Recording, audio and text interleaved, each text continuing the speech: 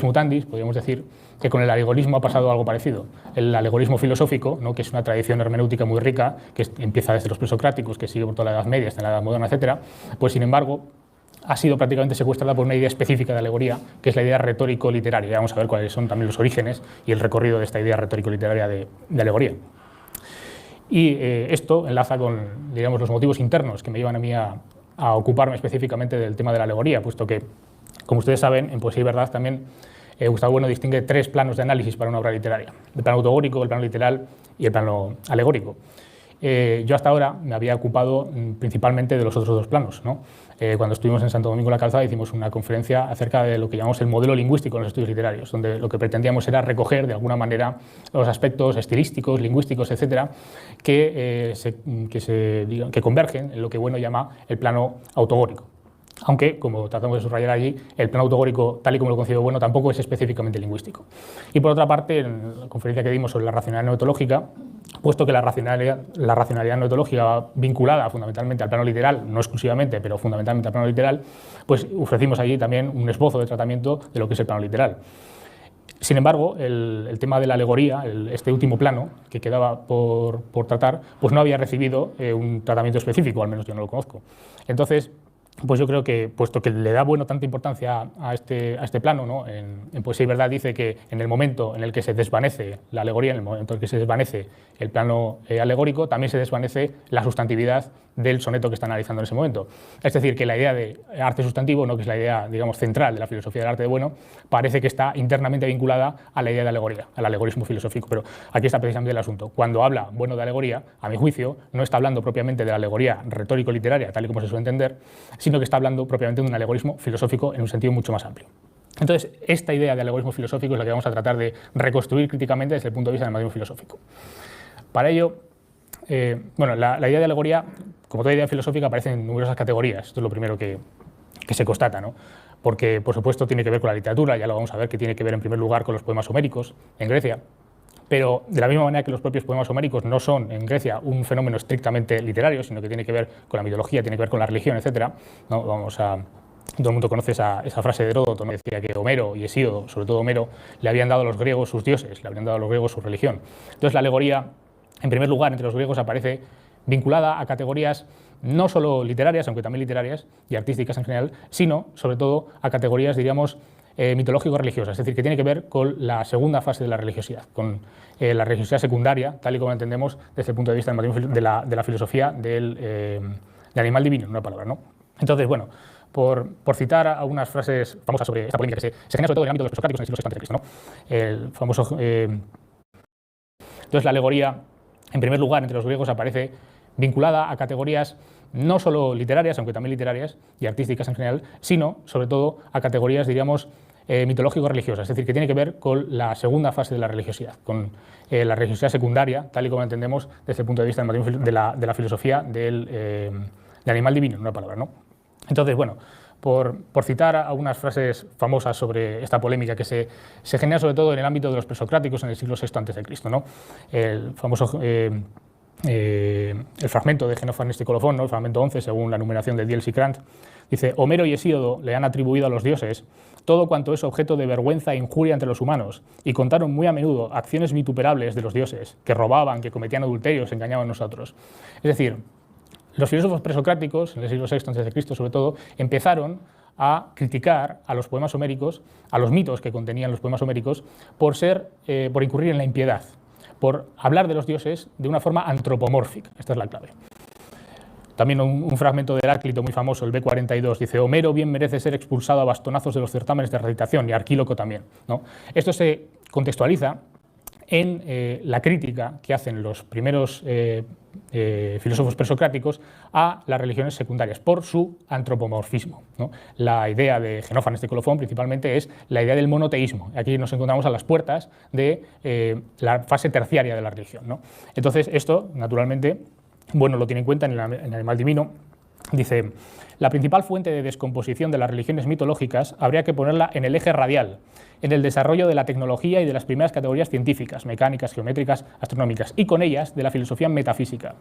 Solo cuando se ha puesto a punto nuevos modelos impersonales de construcción meteorológica, astronómica, cosmológica, es decir, el eje radial, puede disponerse de una perspectiva capaz de introducir una cierta disciplina en el delirio mitológico, que por otra parte sigue su curso. Habrían sido los modelos naturalistas y sobre todo los geométricos los que dieron lugar a la metafísica presocrática, aquellos instrumentos que más eficazmente pudieron sacar de su clausura al delirio mitológico. La actividad teológica se mezcla pues con la actividad científica y con la filosófica. Y desde este punto de vista reconocemos mucha verdad a la interpretación de Jaeger, ¿no? Werner Jaeger, el filólogo, que ofrece de los filósofos presocráticos como teólogos de la primera religiosidad griega. No, los presocráticos habrían sido los primeros teólogos de la religiosidad griega. En resolución, el periodo terciario de las religiones, considerado globalmente, podría entenderse como un periodo esencialmente crítico de la mitología secundaria, principalmente en tanto tiende ortogenéticamente a reducir y simplificar el delirio politeísta en la dirección de un monoteísmo metafísico. Es precisamente aquí donde surge la idea de alegoría. Y aquí hay que hacer ya una precisión terminológica, porque la idea de alegoría es un término, perdón, no la idea de alegoría, sino el término alegoría, el término griego alegoría, es un término que aparece de forma más o menos tardía, aparece ya siglo II, I antes de Cristo. En el momento en el que escriben los presocráticos y en el momento en el que escribía Platón, que es donde viene a confluir todo esto, el término griego que se utiliza es el término de hiponoía. Hiponoía significa literalmente, o vamos, no literalmente, pero viene a decir en español sentido subyacente, se suele traducido de esta manera, ¿no? Hipo es lo que está por debajo, noía tiene que ver con el nous, con el sentido, ¿no? Entonces, otra traducción posible, más sintética, sería subtexto, ¿no? Es el sentido que subyace, el subtexto. Entonces, cuando los presocráticos y después Platón hablan de la hiponoía, hablan de lo que después se llamará alegoría, lo que están es ejercitando esta crítica propia de la religión terciaria a la religión antropomórfica del panteón olímpico, que está sobre todo en Homero y en Hesíodo, que como digo son literatos cuya obra se entiende principalmente como una obra religiosa, es decir, nos movemos en las categorías religiosas. Entonces, el primer presocrático del que tenemos noticia que habla de las alegorías, en el caso de Homero y Hesíodo, es Teágenes de Regio. Teágenes de Regio es un presocrático del que no tenemos prácticamente ninguna noticia, pero que a través de Porfirio, Porfirio tiene una obra que son las Cuestiones Homéricas, donde tiene una serie de escolios a la Ilíada. Viene un escolio, el escolio B a la Ilíada 20:67, aquí es donde empieza un pasaje muy conocido de la Ilíada, que es la teomaquia, ¿no?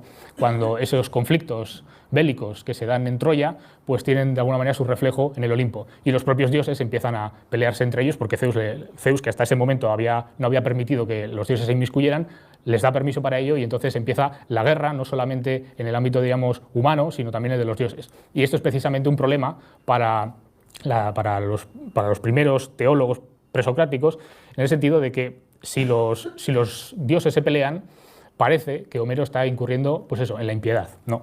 Entonces, dice este escolio, la Ilíada 20:67, la enseñanza acerca de los dioses generalmente roza lo violento y aún lo inmoral. Los dioses son escandalosos. Frente a tal juicio, algunos buscan, tras la apariencia de su figura verbal, una solución a la dificultad en la creencia de que todo está dicho alegóricamente de la naturaleza de los elementos. Así sería, por ejemplo, cuando se habla de los encuentros hostiles de los dioses, la teomaquia, ¿no? Señalan que también lo seco combate contra lo húmedo, lo cálido con lo frío, lo ligero contra lo pesado. Este es el eje radial. Aquí es lo que ha dicho, bueno, los principios meteorológicos, cosmológicos, son vinculados a los dioses, porque los dioses, su trituración, su crítica desde el punto de vista de las religiones terciarias, tiene que ver con ese eje radial. Este modo de explicación alegórica del poema homérico es muy antiguo y comenzó a partir de Teágenes de Regio, este presocrático, que fue el primero en escribir así sobre Homero. Es decir, que los presocráticos son los que inician el alegorismo filosófico, está vinculado evidentemente a la crítica filosófica de las religiones secundarias, pero lo hacen de una manera muy particular, de una manera muy sui generis, que es vinculando de forma biunívoca cada dios o cada personificación, bueno, cada dios como personificación de un principio de filosofía natural o de un principio de filosofía moral, pero fundamentalmente de filosofía natural. Y aquí cobra mucha relevancia una tradición, que será el de las etimologías alegóricas, ¿no? Que después pues, tuvo tiene un recorrido muy amplio, ¿no? Todos conocemos pues, las etimologías de San Isidoro, hasta llegar, por ejemplo, pues, a los nombres de Cristo, de Fray Luis de León, ¿no? Esta idea de que la etimología de un dios de alguna manera refleja su naturaleza, su identidad, ¿no? Entonces, pues, hay etimologías muy conocidas, muchas de ellas no son reales, son etimologías inventadas, pero da igual. Por ejemplo, pues, la diosa Hera en griego parece ser que viene de Aer, ¿no? Que tiene que ver con el aire. Demeter pues, es Gemeter, ¿no? Es la madre tierra, ¿no? Entonces, cada dios se vincula de alguna manera a algún tipo de principio natural, a algún tipo de principio cosmológico o meteorológico del eje radial. y de esta manera, mediante esta vinculación biunívoca, parece que los presocráticos consiguen salvar de alguna manera los fenómenos, consiguen salvar los poemas homéricos sin incurrir en esa impiedad de la que hablaban Genófanes o Heráclito, ¿no? Ahora bien, este tipo de alegoría, esta concepción de la alegoría, como es una concepción, podríamos decir, dualista, ¿no? que trata de vincular dos términos, pues aunque es filosófica, no es, sin embargo, el tipo de alegoría, el tipo de alegorismo filosófico que aquí estamos buscando, que estamos reivindicando en la línea del patrimonio filosófico, por la sencilla razón de que es continuista. Perdón, es discontinuista, pero es monista, porque esta discontinuidad, este dualismo, como dice Bueno muchas veces, el dualismo se resuelve muchas veces en un monismo. Es decir, que con esta idea de alegoría no podemos realmente remontarnos a lo que nos interesa, a lo que nos va a interesar y que ya lo vamos a encontrar en Platón, que son las ideas filosóficas que están ejercitadas en los poemas homéricos. Entonces, lo primero que hay que decir acerca de Platón es que naturalmente prolonga esta tradición de los presocráticos, pero la transforma. Cuando uno se pone a leer sobre estos temas, cuando uno se pone, que hay muchísima bibliografía al respecto, ¿no?, sobre la alegoría en el mundo clásico, en la alegoría en general, pues yo me he encontrado con una tesis bastante sorprendente, pero que está muy difundida. Por ejemplo, Luc Brisson, que es un gran experto francés, bueno, es canadiense, pero ha desarrollado su carrera en Francia, uno de los mayores expertos mundiales en Platón, pues sostiene, para mí de una manera bastante sorprendente, que Platón rechaza por completo la interpretación alegórica de los mitos, ¿no? Claro, esto es una cosa muy sorprendente teniendo en cuenta que Platón recurre a los mitos constantemente. Es decir, prácticamente todas las obras de Platón acaban con un mito, ¿no? O tienen algún mito por medio, ¿no?, para explicar precisamente los contenidos filosóficos y para explicarlos de manera alegórica. ¿Y qué tipo de fragmentos aducen, ¿no?, ellos, Luc Brisson y este tipo de intérpretes y historiadores de la alegoría para defender esta tesis? Pues, por ejemplo, el Fedro, ¿no? El Fedro, tenemos la siguiente... En el Fedro hay un pasaje en el que se habla de un mito, que es el mito de Bóreas y Euritía, ¿no? En el mito de Bóreas y Euritía, pues es Bóreas, que es la personificación, podríamos decir, el dios que tiene que ver con el viento del norte, y Euritía, que es una princesa ateniense que está al lado de un río, y el mito básicamente es el rapto, ¿no? Hay un cuadro muy famoso de Rubens que es el rapto de Euritía por Bóreas, ¿no? Entonces, cuentan este mito y Fedro le pregunta a Sócrates: ¿crees tú que todo este mito es verdad? ¿No? Le está preguntando si él cree en el mito. Y dice Sócrates: si no lo creyera, como hacen los sabios, no sería nada extraño. Diría, en este caso, haciéndome el enterado, que un golpe del viento Bóreas la precipitó a Euritía desde las rocas próximas, mientras jugaba, y que, habiendo muerto así, fue raptada, según se dice, por el Bóreas. Pero yo, Fedro, considero, por otro lado, que todas estas cosas tienen su gracia, solo que parecen obra de un hombre ingenioso, esforzado y no de mucha suerte. Porque mira que tener que andar enmendando la imagen de los centauros y además de las quimeras, y después la caterva de gorgonas y pegasos y todo ese montón de seres prodigiosos, aparte del disparate de no sé qué naturalezas teratológicas, aquel pues que dudando de ellas trata de hacerlas verosímiles una por una, usando de una especie de elemental sabiduría, necesitaría mucho tiempo. A mí la verdad no me queda en absoluto para eso. Aquí lo que está haciendo Sócrates es, de una manera muy irónica, meterse o criticar no tanto la interpretación alegórica de los mitos, cuanto su reducción a esos relatos verosímiles, a esos sabios que se tratan de hacer el enterado, ¿no? Yo creo que probablemente Platón aquí tenía en cuenta a Pródico de Ceos. Pródico de Ceos era un sofista contemporáneo de Sócrates, que llamaban el ateo, y que es un precedente claro de Bémero, ¿no?, de las tesis bemeristas, de que los dioses pues, son, en el fondo, relatos que se han hecho a partir de personajes que vivieron realmente, ¿no?, de individuos históricos, ¿no? Entonces, lo que dice aquí Sócrates es, bueno, yo me puedo hacer el enterado y decir que el mito de Bóreas y Euritía pues, fue un rapto de una señora que se cayó y luego la raptaron, etcétera, etcétera. Pero yo no tengo tiempo para esas tonterías, eso es lo que viene a decir Sócrates, ¿no? Entonces, desde nuestras coordenadas, ¿qué es lo que está diciendo Platón aquí? ¿Cuál es la concepción del mito que está, yo creo, reivindicando Sócrates aquí con su característica ironía? Pues lo que está haciendo Sócrates, yo creo, aquí es la crítica a la reducción del mito formal en mito material.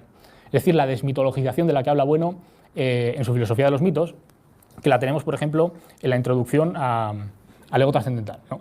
Cuando dice, bueno, quien otorga a una representación mítica su valor de verdad límite, el de un valor de verdad pleno y apodíctico, dejará de utilizar el mito como mito formal, porque ahora el mito material pasará a ser la revelación o la exposición de la verdad misma. Dicho de otro modo, el invento, el mito formal, se transformará en descubrimiento.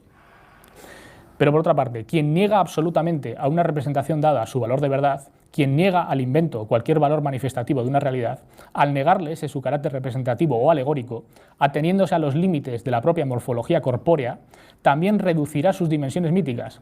¿Acaso porque estará sugiriendo la conveniencia de una interpretación tautogórica y no alegórica de la representación, considerando como ficción absurda o como delirio a todo lo que exceda su horizonte tautogórico? Escultor, trabaja y no hables, recomendaba Goethe a los escultores. ¿Acaso porque temía que los relatos alegóricos que con tanta frecuencia los artistas acompañan a la exposición de sus obras o inventos no fuesen sino ficciones o delirios adventicios, que solo servirían para distraer la atención sobre los eventuales valores tautogóricos que pudieran encerrar los inventos artísticos de referencia? A esta frase de Goethe, que la invoca aquí precisamente para referirse a aquellos que quieren reducir los mitos formales a su contenido material, es decir, a su horizonte puramente tautogórico, vuelve en el diccionario filosófico, en el apartado de estética, donde dice: desde este punto de vista, tendríamos que considerar como excesivo el consejo que Goethe da a los escultores y en general a los artistas: escultor, trabaja y no hables. Pues si el escultor, el músico, etc., no hablase de su obra, es decir, si no dispusiese de una mínima ideología o teoría, ficción, no podría de hecho trabajar. Es decir, que en el ámbito del arte parece que está claramente diciendo que es imprescindible contar con algún tipo de teoría, aunque sea una teoría ficción, dice, de carácter alegórico. Y por lo tanto, este juicio de Goethe, que es el que se hace el enterado, en palabras de Sócrates, el que se hace el enterado tratando de reducir el mito formal a un mito material, a su horizonte tautogórico, en el arte no tiene cabida, no puede tener cabida. Pero curiosamente tampoco en el mito. Lo está diciendo, porque si al mito le damos el grado de verdad total, como si el mito fuera una verdad apodíctica, dice él, entonces el mito se vuelve a reducir al mito material. Y si le negamos cualquier tipo de valor de verdad al mito, entonces lo que estamos haciendo es otra vez reducirlo al mito material. Lo estamos reduciendo a su carácter de relato tautogórico. Y esta yo creo que es exactamente la posición de Platón frente a los mitos. Por ejemplo, en un pasaje muy conocido de la República, 377a, pregunta Sócrates: ¿no entiendes que primeramente contamos a los niños mitos y que estos son en general falsos, aunque también haya en ellos algo de verdad? Es decir, que Platón no considera ni que los mitos sean completamente verdad, ni que los mitos sean completamente falsos, sino que lo que yo creo que Platón subraya en toda su obra, y por eso emplea los mitos, es que los mitos deben de ser interpretados alegóricamente, es decir, deben de interpretarse las ideas filosóficas que están ejercitándose en esos mitos. Entonces, un caso práctico para introducir ya el tema fundamental en Platón. En el Ión, como ustedes saben, hemos hablado muchas veces del Ión. El Ión, lo emplea la teoría de la inspiración poética que hay en el Ión precisamente para coordinarlo de alguna manera, y coordinación no es identidad, pero lo coordina con la teoría del arte sustantivo en la fe del ateo, como ustedes saben. Entonces, para de alguna manera expresar esa teoría de la inspiración poética en el Ión, Platón cuenta un mito muy corto, que es el mito de la piedra heraclea, ¿no? Claro, este mito de la piedra heraclea, que básicamente es una piedra imantada que funciona como un imán y que atrae a los metales, ¿no?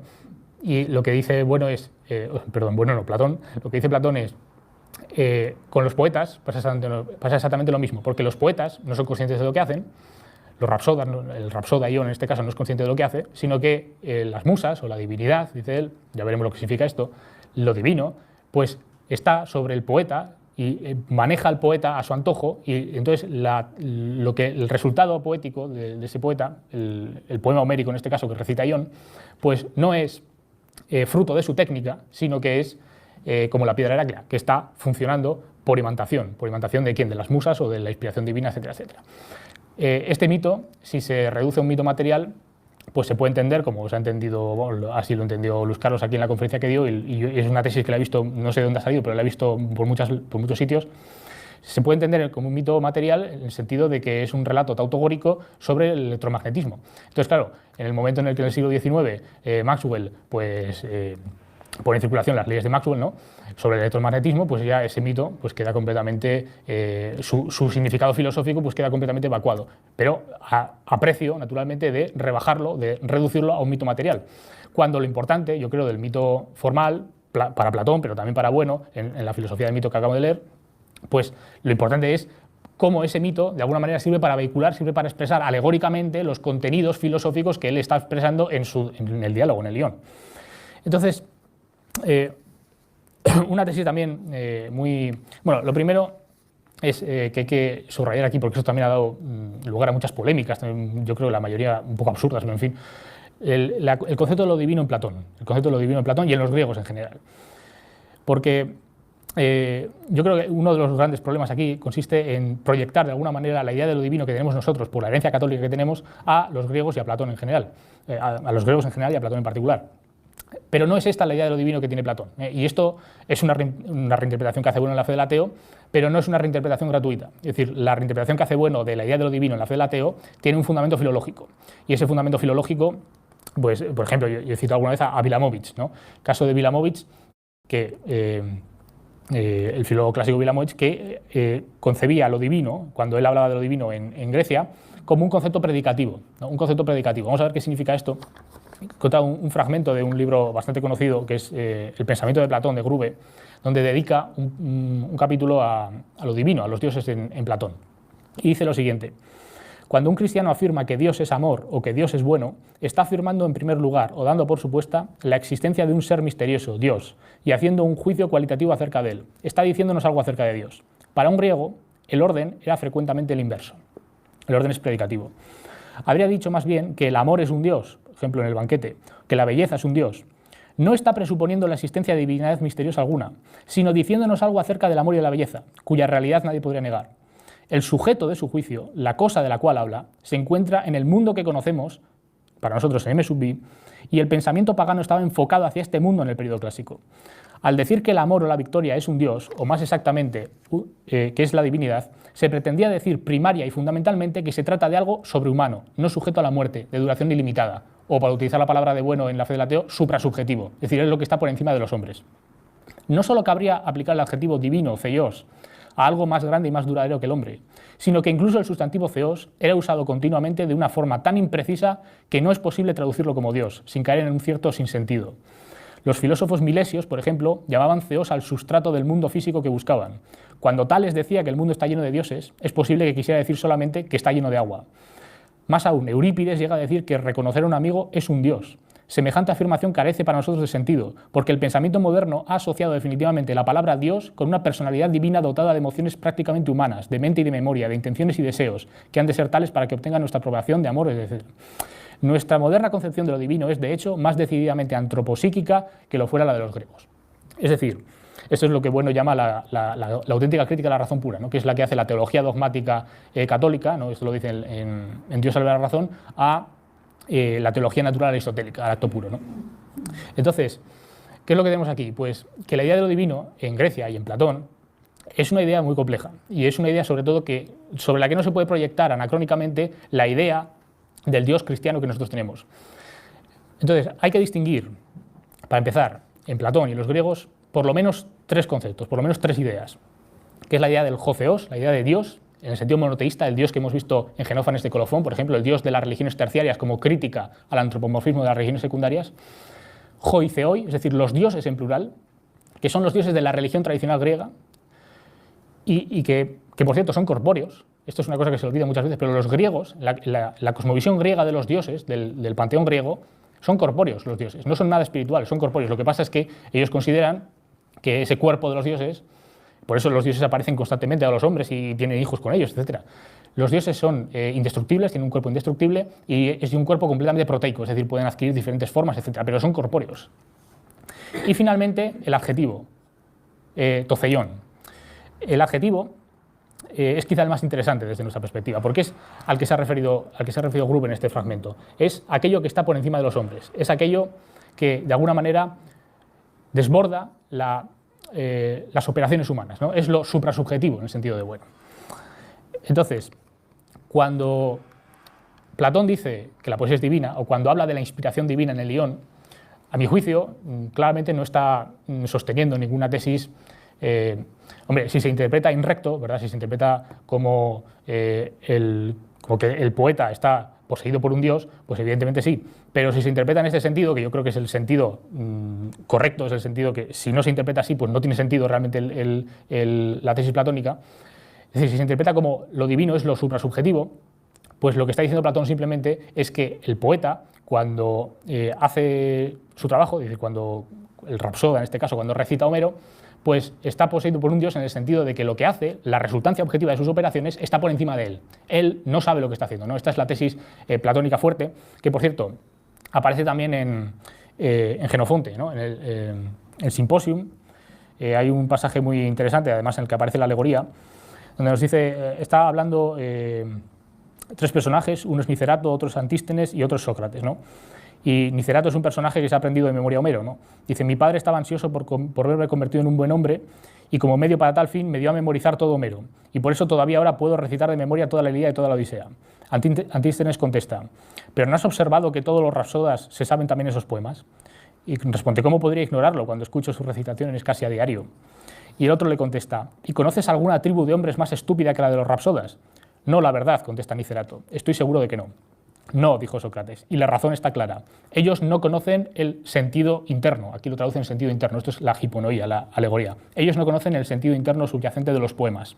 Pero tú has pagado una buena cantidad de dinero a Símbroto, a Anaximandro y a otros críticos de Homero, así que nada de su estimable enseñanza puede haber escapado de tu conocimiento.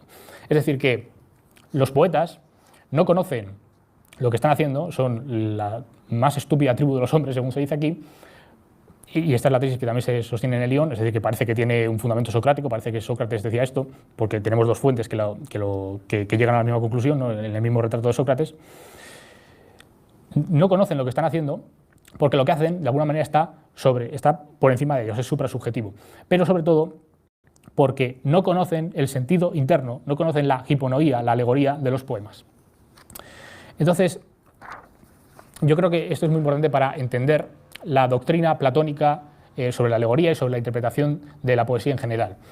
Hay también una visión muy extendida, y eso yo recuerdo que es la que me enseñaron en la carrera cuando hablábamos del pensamiento literario de Platón, de que el Ion de alguna manera es un diálogo de juventud, lo cual es cierto, en el que Platón de alguna manera pues, es todavía un entusiasta de la poesía, ¿no? Y recuerda pues, sus orígenes como tragediógrafo, etcétera, y está muy vinculado a la poesía, es un admirador de Homero, etcétera.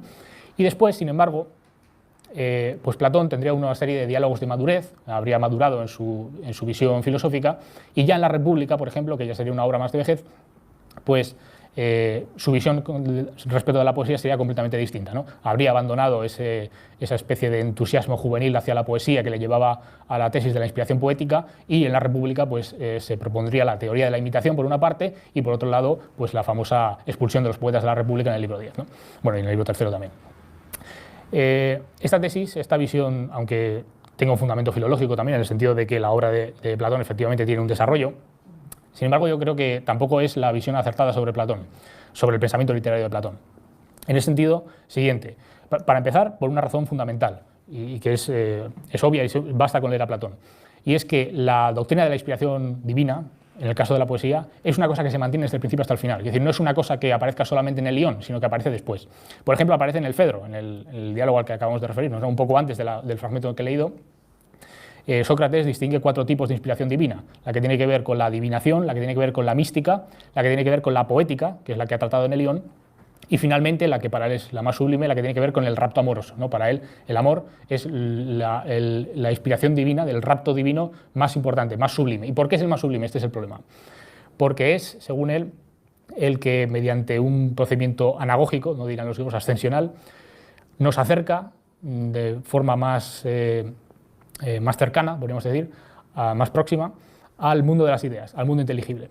Es decir, que yo creo la forma en la que el Platón, entre comillas, maduro, reinterpreta esta tesis de la inspiración divina, esta tesis de la divinidad, tiene que ver con el desarrollo de la teoría de las ideas. La teoría de las ideas todavía no está en el Ion desarrollada del todo, no está en sus diálogos de juventud, pero en la medida en que las desarrolla, pues esta va vinculando precisamente el cosmos noetos con la idea de la divinidad, porque si hay algo a lo que Platón se refiere como suprasubjetivo, como perenne, como por encima de los hombres, y al que se refiere constantemente con el adjetivo zeios, divino, en el banquete, en el Fedro, en la República, etcétera, etcétera, es precisamente el cosmos noetos, es el mundo de las ideas, el mundo inteligible. Para Platón no hay nada que esté más por encima de los hombres que precisamente el mundo de las ideas. Entonces, cuando en el Fedro vincula este rapto divino con el mundo de las ideas, pues yo creo que ahí nos está dando precisamente lo que va a ser, yo creo, el núcleo del pensamiento literario de Platón. Es decir, para Platón lo interesante de una obra literaria va a ser la medida en la que de alguna manera imita o participa, por utilizar la otra palabra, pero sobre todo imita una idea filosófica, una serie de ideas filosóficas. Es decir, lo interesante para Platón de una obra literaria es en qué medida participa del mundo de las ideas. Y esto, por supuesto, es lo divino, el mundo de las ideas.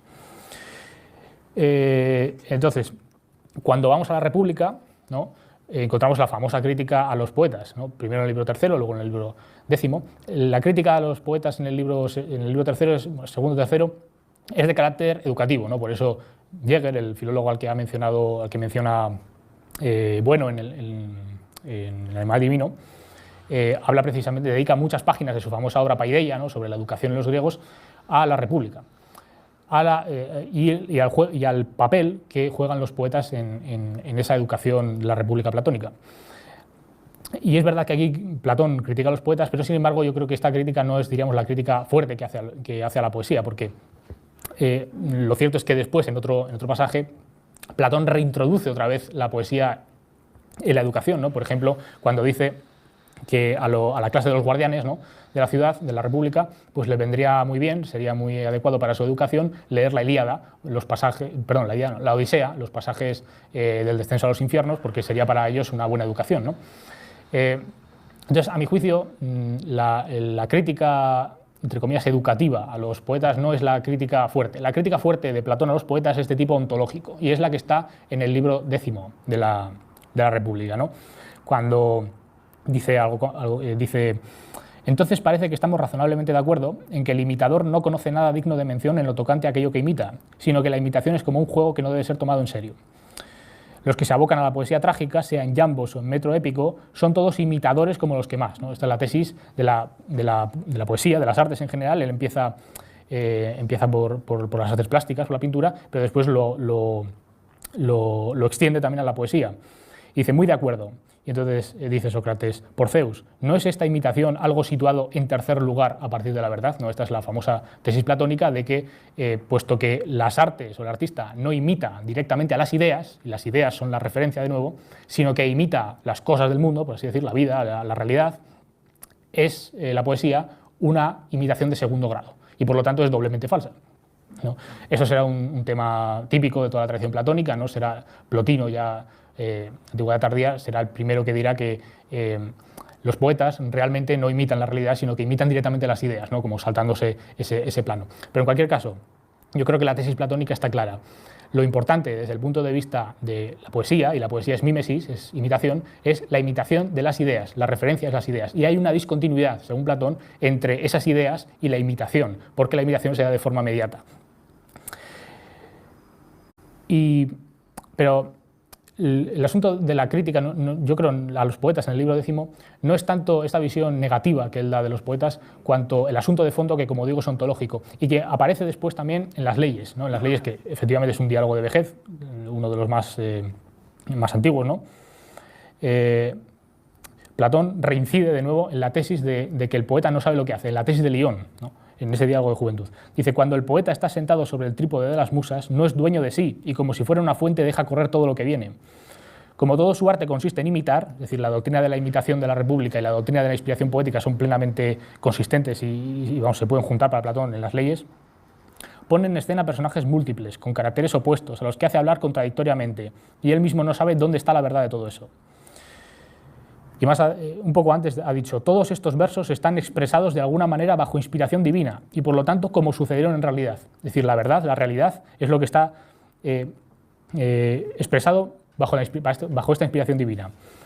Y finalmente, refiriéndose a su propia obra, a las leyes, al diálogo que tenemos entre manos, dice: contemplando los argumentos que hemos tratado nosotros desde el alba hasta aquí, hacia el final del diálogo, según me ha parecido no sin cierta inspiración de los dioses, opino que han sido dichos de manera completamente semejante a una cierta poesía. Es decir, el propio Platón en las leyes ofrece su propia obra como un ejemplo de literatura, como un ejemplo de construcción que está precisamente bajo la inspiración divina y que por lo tanto es verdad. Es decir, que en Platón hay una ecuación entre lo que es verdad, entre la inspiración divina y lo que está por encima de los hombres. Y la crítica a los poetas yo creo que se relativiza si uno se da cuenta de que la poesía que él critica ahí es exclusivamente la poesía mimética, ¿no? Hay una teoría de los géneros literarios en Platón, aunque sea muy rudimentaria, ¿no?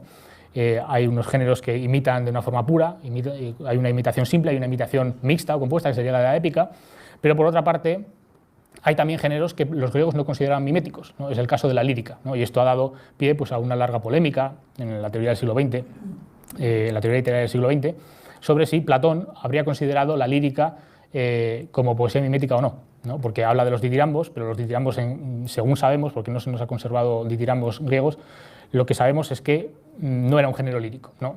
Entonces, parece que la lírica, en cuanto que no es un género mimético, pues parece que se libra, ¿no?, de esa expulsión de la República Platónica. Pero en cualquier caso, el resumen, vamos, la moraleja que extraigo yo de este pequeño recorrido que hemos hecho por el pensamiento literario de Platón, es que la alegoría, tal y como la entiende Platón, o sin más, las obras literarias tal y como las entiende Platón, el criterio fuerte de verdad, es decir, de lo que a Platón le interesan las obras literarias, está en las ideas, esas formas inteligibles del cosmos novetos, tal y como aparecen ejercitadas o representadas en las obras literarias. Es decir, las obras literarias de alguna manera imitan, aunque sea de segundo grado, aunque sea de forma discontinua, esas ideas que son realmente el fundamento y que son, por lo tanto, lo divino, ¿no? Esto en cuanto a Platón. Y Aristóteles, pues vamos a ver. Es muy notable el hecho de que Aristóteles, que es el primer tratadista sistemático de poética en la tradición occidental, no haya utilizado en ningún momento la idea de alegoría. En ningún momento. Entonces, como vemos, la idea de alegoría tiene mucho rendimiento cuando se habla de los mitos, ¿no? Porque los mitos son los que admiten esa interpretación alegórica. ¿Y cuál es la posición de Aristóteles respecto a los mitos? Pues hombre, por ejemplo, por poner un ejemplo muy conocido, al principio de la metafísica Aristóteles habla de los mitos relacionándolos con la filosofía, ¿no? Dice, la tesis aristotélica conocida es que es filósofo, la filosofía empieza cuando uno se admira, ¿no? El principio de la filosofía es la admiración o la sorpresa, ¿no? Y puesto que los mitos, la mitología, también narra de alguna manera elementos, pues, sucesos admirables o sorprendentes, el amante de los mitos, dice Aristóteles, el filomizos, pues es también un amante de la sabiduría, es también un filósofo, ¿no? Entonces, parece que Aristóteles efectivamente considera que los mitos, pues, tienen un fundamento filosófico. Ahora bien, en la obra de Aristóteles realmente no hay un desarrollo, no hay un uso, por supuesto, de los mitos como lo hay en Platón. Y, a mi juicio, la razón es que Aristóteles, a diferencia de Platón, considera los mitos desde el punto de vista material. Es decir, él sí que hace una reducción material de los mitos, a su componente tautogórico. Y esto se ve precisamente en la poética. Porque ¿dónde aparecen los mitos en la poética? Pues aparecen en el momento en el que, como ustedes saben, la poética básicamente es un tratado sobre la tragedia, ¿no? También se supone, ¿no?, que hay una segunda parte perdida, entre comillas, sobre la comedia, también hace algunos apuntes sobre la épica, sobre algún otro género literario y artístico, pero fundamentalmente es un tratado sobre la tragedia, un tratado, podemos decir, casi técnico sobre la tragedia. Y en el momento en el que Aristóteles enumera los diferentes componentes de la tragedia, ¿no?, los caracteres, el espectáculo, la música, etc., dice que hay un componente fundamental, y ese componente fundamental sin el cual no habría los demás, constitutivo de la tragedia, como digo, es el mito, precisamente. Lo que él llama mitos, aunque normalmente no se traduce como mito, se traduce acertadamente como fábula, porque lo que Aristóteles entiende como mito es, podríamos decirlo desde el punto de vista, utilizando una terminología contemporánea, es un concepto puramente narratológico. Quiero decir, lo que Aristóteles llama mitos en la poética es simplemente el desarrollo de los hechos, lo que podemos llamar la trama de lo que sucede, formalizado, ¿no?, por utilizar la famosa distinción de Genet entre el relato e historia, ¿no? El relato sería narración, relato, historia. La narración y el relato es la historia formalizada. La historia son, digamos, los sucesos puestos cronológicamente uno tras otro, mientras que el relato, la narración, ya es un relato formalizado para la propia presentación narrativa, pues, en una novela o en una tragedia, en este caso, o donde sea. O en el cine, porque esto también, o en el teatro, donde sea, porque esto se puede. La narratología, como bien saben, no es una cosa específica de la literatura. Y entonces, cuando Aristóteles concibe de esta manera el mitos, cuando concibe de esta manera el relato, lo que está haciendo es reducir el mito a su componente tautogórico. Y esto, por cierto, se puede ver también en cierta tradición en el siglo XX de los autores, sobre todo vinculados al estructuralismo francés, que tienen una impronta muy grande, que tienen una influencia muy grande de la poética aristotélica, ¿no?, que son los grandes restauradores de la poética de tradición aristotélica en el siglo XX, ¿no? Por ejemplo, una obra de Roland Barthes muy famosa, que es Mitologías. Lo que nos dice Roland Barthes en Mitologías, no cita a Aristóteles ni nada, pero él tiene esta visión del mito. Cuando define el mito al principio, él dice el mito es cualquier discurso. Es decir, cualquier discurso que aparezca pues, en una novela, en una película, en la prensa, donde sea. Y ese es el tipo de análisis que él hace en Mitologías, ¿no? Y por eso se dice que es uno de los padres de los estudios culturales, etcétera, etcétera. Entonces, en Aristóteles claramente no encontramos el mito vinculado al plano alegórico, sino que lo encontramos vinculado al plano tautogórico.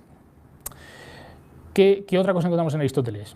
Pues encontramos una concepción de la metáfora, es lo más parecido que podemos encontrar a la alegoría y sobre todo tiene relevancia para lo que vamos a ver después, que es precisamente el origen de esta concepción retórico-literaria de la alegoría que tiene en cierto modo sus raíces en Aristóteles, ¿no? Dice Aristóteles, por ejemplo, en Poética 1.457b, la metáfora consiste en dar a un objeto un nombre que pertenece a algún otro. La transferencia puede ser del género a la especie, de la especie al género, o de una especie a otra, o puede ser un problema de analogía. La analogía es un tipo de metáfora para Aristóteles. Explico la metáfora por analogía, como lo que puede acontecer cuando de 4 cosas la segunda permanece en la misma relación respecto de la primera con la cuarta y la tercera, es decir, analogía de proporción. Entonces, se puede hablar de la cuarta en lugar de la segunda en vez de la cuarta. Por ejemplo, una copa se halla en relación a Dionisio como un escudo respecto a Ares, y se puede, en consecuencia, llamar a la copa escudo de Dionisio y al escudo copa de Ares. Esta concepción de la metáfora es importante, como digo, porque en el momento en el que este pensamiento literario se trasvase al Imperio Romano, los primeros pensadores latinos, los primeros pensadores de Roma, lo que van a hacer es precisamente echar mano de la concepción aristotélica de la metáfora, que aparece en la poética, no lo he dicho, pero también aparece en la retórica en términos casi iguales. El primero de ellos es Cicerón, ¿no? en De Oratore. Que en De Oratore dice lo siguiente, Cicerón: cuando hay una secuencia de metáforas, se altera totalmente el sentido de las palabras. Por lo tanto, cuando los griegos hablan, en este caso, de alegoría, y aquí utiliza el término alegoría, no el de hiponoia, sino alegoría, es etimológicamente correcto, pero lógicamente sería mejor seguir a Aristóteles y situar todas estas figuras bajo la denominación de metáforas. Es decir, lo que hace Cicerón, y con esto da forma a lo que será la tradición retórica latina y después occidental en general, lo que hace Cicerón es sustituir la idea de alegoría que estaba de alguna manera construida, que había cristalizado en la crítica filosófica griega, por la idea aristotélica de metáfora. Y ya hemos visto que para Aristóteles la metáfora es fundamentalmente una analogía de proporción. Es decir, lo que está haciendo Cicerón, lo que está haciendo la tradición retórica después de él, porque esto lo retomará Quintiliano, fundamentalmente la definición léxica que todo el mundo tiene en la cabeza, la definición común de alegoría, es la que divulgará Quintiliano, en las instituciones oratorias, donde dice que la alegoría es una metáfora continuada, una metáfora prolongada, ¿no? Lo hemos visto ya, Cicerón prácticamente dice esa definición, dice es una secuencia de metáforas donde se altera totalmente el sentido de las palabras, ¿no? Esta es la definición puramente retórica de alegoría, pero como es evidente, esta definición retórica de alegoría se mantiene exclusivamente en el plano tautogórico, no rebasa el plano literal de la obra.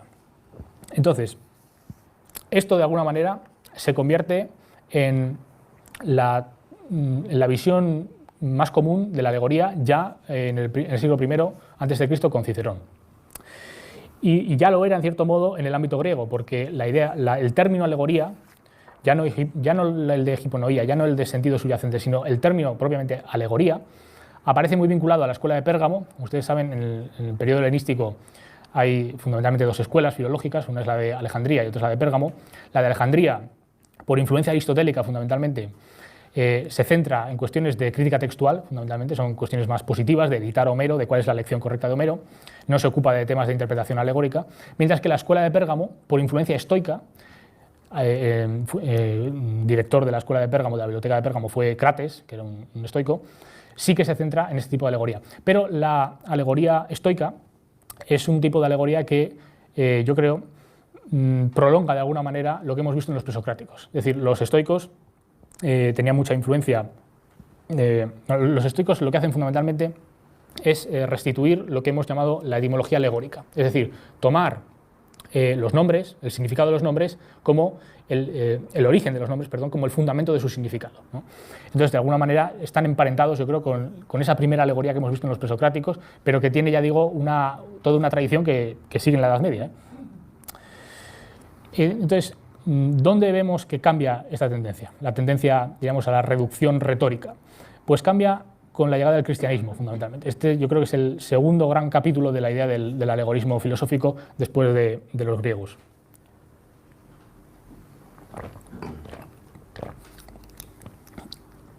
Me encontré, leyendo sobre otras cosas, por casualidad me encontré una cita muy interesante de Antonio Piñero, que es este gran especialista en la Biblia y en el Jesús histórico, que dice lo siguiente: desde la época de los antiguos estoicos, precisamente en Alejandría, se había comenzado a interpretar alegóricamente a Homero. Bueno, esto no es exacto, la verdad, porque los estoicos efectivamente interpretaron alegóricamente a Homero, pero no es donde se empieza, ¿no? Ya hemos visto que esto se remonta a los presocráticos, pero bueno. Se había comenzado a interpretar alegóricamente a Homero, porque se pensaba que era un autor divinamente inspirado, por lo que detrás de una lectura material de sus versos estaban escondidas todas las verdades humanas y divinas, que podían descubrirse si se interpretaba su texto alegóricamente. De ahí, en mi opinión, surge una corriente alegórica de interpretación de textos que solo se emplea en ciertas ocasiones y con ciertos libros. Es decir, no todos los textos se interpretan alegóricamente. ¿Y cuál es el criterio? En el mundo antiguo, un escrito de tema religioso solo se interpreta alegóricamente si se cree divinamente inspirado. Esa es la tradición platónica, fundamentalmente. Es decir, la alegoría solamente se aplica a aquellos textos que se consideran que, de alguna manera, proceden de la divinidad. Es decir, que están divinamente inspirados. Este es el caso entre los griegos de Hesíodo y fundamentalmente de Homero, ¿verdad?, de los textos homéricos, y lo será, evidentemente, en el caso de los cristianos, con las Sagradas Escrituras, con la Biblia, ¿no? Entonces, el primero que hace esto es Filón de Alejandría, ¿no?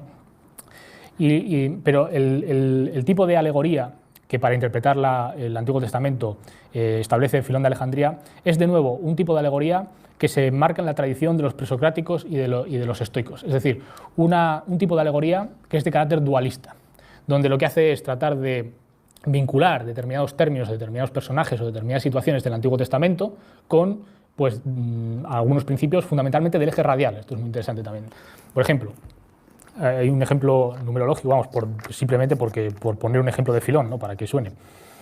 Cuando habla del Génesis, y en el sexto día Dios acabó las obras que había hecho, ¿no? Dice Filón, comenta él: sería una suma simpleza pensar que la creación del mundo tuvo lugar en 6 días, o en un determinado transcurso de tiempo de cualquiera que fuere. Dice: las palabras "se acabó en 6 días sus obras" han de entenderse, por lo tanto, como referencia no a un conjunto de días, sino al 6, un número perfecto, puesto que el primero igual a la suma de sus partes. Es el primero igual a la suma de sus partes y resulta de la multiplicación de 2 factores. Es decir, en este caso, él recurre a la aritmética, ¿no? Es eso que llama que no lo llama bueno, es una cuestión numerológica, podemos decir así, ¿no? Pero la tradición es exactamente la misma de los presocráticos y de los estoicos. Establece una discontinuidad, porque no es lo mismo el plano alegórico que su sentido, no es lo mismo el plano literal, lo que dice la literalidad del texto del Antiguo Testamento, que es su sentido alegórico. Ahora, el sentido alegórico lo coordina de una forma muy forzada también con un principio que en este caso es aritmético, ¿no? Pero lo interesante no es tanto el caso de Filón, cuanto cómo esta alegoría bíblica de Filón de Alejandría pasa después a los primeros cristianos. Es decir, Filón es judío, él se ocupa sobre todo del Antiguo Testamento, y en el momento en el que pasa a los cristianos, lo interesante es cómo lo retoma San Pablo. Y San Pablo habla de la alegoría precisamente vamos a ver dónde tengo esto, aquí, en la carta a los Gálatas. En el Nuevo Testamento, él lo que hace es una interpretación de determinadas escenas, determinados pasajes del Antiguo Testamento, pero lo hace reinterpretándolo desde la teología paulina del Nuevo Testamento. Dice: decidme, los que queréis estar bajo la ley, ¿no habéis oído la ley? Porque está escrito que Abraham, la ley es el Antiguo Testamento, está escrito que Abraham tuvo 2 hijos, uno de la esclava, Agar, y el otro de la libre, Sara. Pero el de la esclava nació según la carne, mas el libre por la promesa, lo cual es una alegoría. Aquí utiliza la palabra alegoría, no utiliza hiponoía ni ningún otro término, utiliza alegoría. Pues estas mujeres son los 2 pactos. El uno es el proveniente del monte Sinaí, es decir, el pacto mosaico, el cual da hijos para la esclavitud. Esta es Agar, porque Agar es el monte Sinaí y corresponde a la Jerusalén actual, pues esta, junto con sus hijos, está en la esclavitud. Pero la Jerusalén de arriba, la celestial, la cual es madre de todos nosotros, es libre. Entonces, lo que está haciendo San Pablo aquí es poner las bases de lo que se llamará la interpretación figural de la Biblia, ¿no? La interpretación figural del Nuevo Testamento. ¿Qué quiere decir figura? Figura es una traducción latina del griego typos, ¿no? Y quiere decir fundamentalmente que los pasajes del Antiguo Testamento, todos los pasajes del Antiguo Testamento o algunos pasajes del Antiguo Testamento, tienen una relación con los pasajes del Nuevo Testamento, con el Evangelio fundamentalmente. De tal manera que aquí lo hace respecto de la historia de Abraham, de la esclava Agar, de la otra mujer que era libre, y lo hace vinculándolo a determinadas ideas de la teología paulina, ¿no? La teología paulina que fundamentalmente pues, se centra en la distinción entre la ley, que es la ley mosaica, la ley del Antiguo Testamento, y la gracia, ¿no? Que es la gracia del nuevo pacto, ¿no? Es el nuevo pacto que supone que ha instaurado Jesucristo con la humanidad, no solamente con el pueblo israelí. Entonces, esto, como digo, este fragmento concretamente de San Pablo es el punto de partida de la llamada interpretación figural de la Biblia.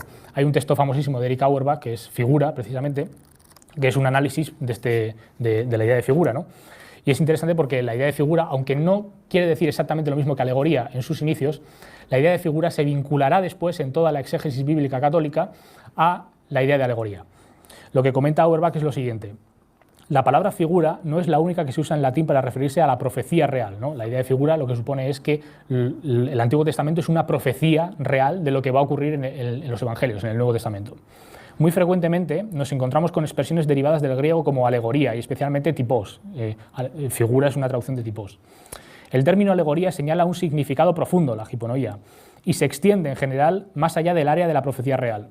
Sin embargo, la línea divisoria es difusa, puesto que también se puede emplear en el sentido mencionado de lo alegórico figura y figuraliter. Tertuliano usa alguna vez alegoría casi como sinónimo de figura, y en Arnovio aparecen contrapuestas historia y alegoría. Alegoría, sin embargo, resultó favorecida por San Pablo, por la Epístola a los Gálatas, que es el fragmento que acabamos de leer. Y es que, efectivamente, este fragmento tuvo un enorme impacto en la exegética católica, porque la idea de alegoría, como he dicho, la palabra alegoría, el término alegoría, estaba muy vinculado a la retórica. Entonces, los primeros cristianos que leían a San Pablo se encontraban en una situación un poco paradójica, un poco desconcertante, porque alegoría tenía ese sentido técnico, retórico, y sin embargo, San Pablo, evidentemente, no se estaba refiriendo a ese término, no se estaba refiriendo al sentido puramente retórico de la alegoría, lo estaba utilizando en el sentido figural, en el sentido de interpretación alegórica del Nuevo Testamento respecto de las profecías del Antiguo Testamento. Entonces, los primeros cristianos fueron muy conscientes de que esta dualidad terminológica que se había establecido sobre la idea de alegoría. Y ya encontramos por primera vez en San Agustín, bueno, la historia de cómo se va configurando esta doctrina pues es muy larga y no creo que merezca la pena reconstruirla aquí.